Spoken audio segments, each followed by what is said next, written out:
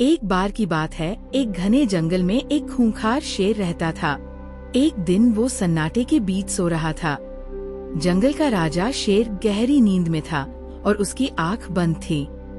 जिस शेर की दहाड़ से पूरा जंगल कांप उठता था, आज वो शांति से सोया हुआ था। इसी जंगल में एक नन्हा और चंचल चूहा भी रहता था। उसे खेलना कूदना बहुत पसंद था।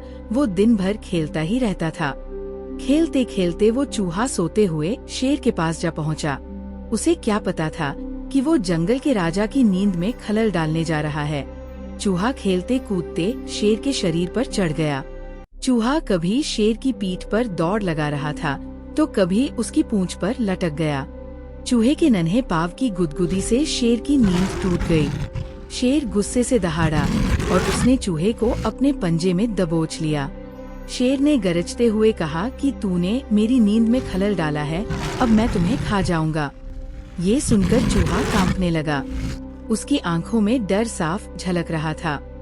चूहा विनती करता हुआ बोला, महाराज कृपया मुझे माफ कर दीजिए, मैंने अनजाने में ये गलती की है। अगर आप मुझे जीवन दान देंगे तो शायद किसी दिन मैं आपकी मदद कर पाऊंगा। ये सुनकर शेर जोर से हंसने लगा। शेर ने कहा कि तू मेरी मदद करेगा? तू तो एक छोटा सा चूहा है, तू मेरे किस काम का? फिर शेर मुस्कुराया। उसने कहा कि तेरी बात पर मुझे हंसी आ गई और तुझे खाकर मेरी भूख भी नहीं मिटेगी, इसलिए मैं तुझे छोड़ देता हूँ। शेर ने पंजा ढीला किया और चूहे को छोड़ दिया। चूहा अपनी जान बचाकर वहाँ से भाग गया। कुछ दिन बाद शेर जंगल में शिकार की तलाश में घूम रहा था, तभी वो एक शिकारी के बिछाए जाल में फंस गया। शेर ने खुद को छुड़ाने की बहुत कोशिश की, लेकिन जाल बहुत मजबूत था। थक हार कर शेर ने मदद के लिए दहाड़ लगाई। उसी समय वही चूहा उस रास्ते से गुजर रहा था। उसने शेर की आवाज सुनी तो दौड़कर वहाँ पहुँचा। शेर ने दया भरी नजरों से चूहे को देखा और मदद की मांग की।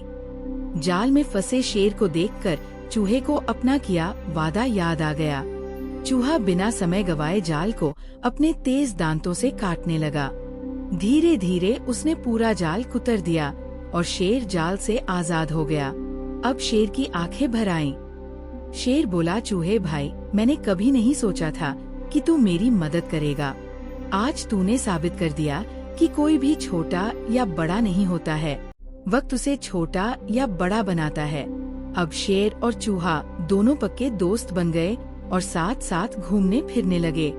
दोस्तों, इस कहानी से हमें सीख मिलती है कि दूसरों पर किया गया उपकार कभी बेकार नहीं जाता है।